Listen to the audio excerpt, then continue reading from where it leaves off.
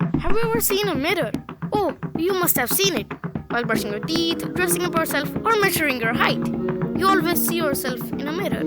But wait a second. Have you ever wondered what's the color of a mirror? It's a tricky but interesting question. Let's see, you guess it first. Do you think it is white or silver? If you think so, then you are wrong. And if you think colorless, then you are absolutely wrong. So, what's the color? Before starting, here's a question for you.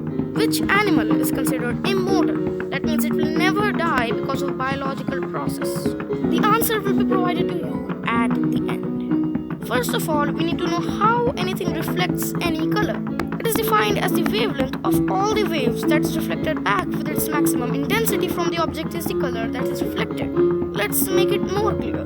Let's take the example of grass. We know that grass is green in color, but why? It's because grass absorbs all the colors except green and reflects it back.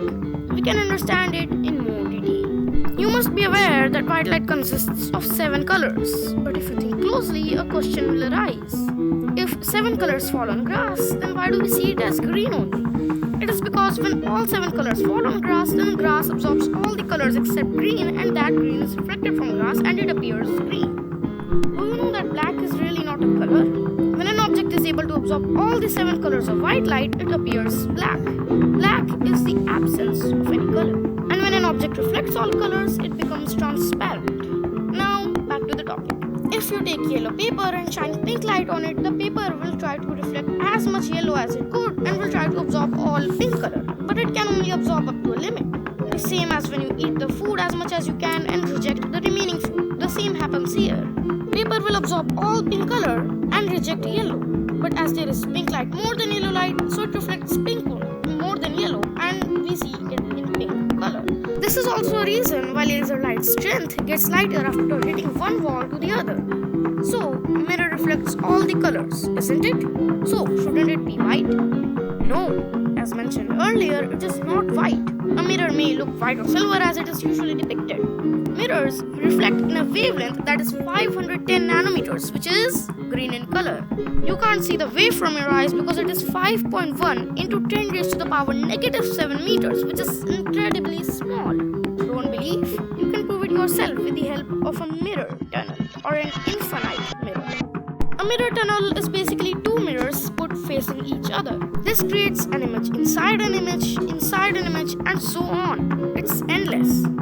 Here, a question will come to your mind. Why does it get smaller? It is because of the distance of the 2 mirrors. And why does the image get a little blurred? It is because mirrors not only reflect but also absorb little light.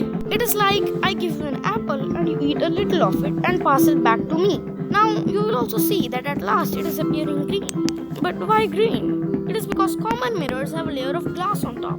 This is normally soda lime glass and has iron oxide impurities in it, which gives it a slight greenish color. If you are not able to see, don't worry, your mirror may be too polished. So, now you know the color of a mirror and about a mirror tunnel. Here's the answer of the question asked in the beginning. Jellyfish. Yes, jellyfishes can return back to their polyp state again and again. So, the next time you see a mirror, yell out, "You are of green color." So, we hope you enjoyed this science here. We'll be back. Now stop learning. Thanks.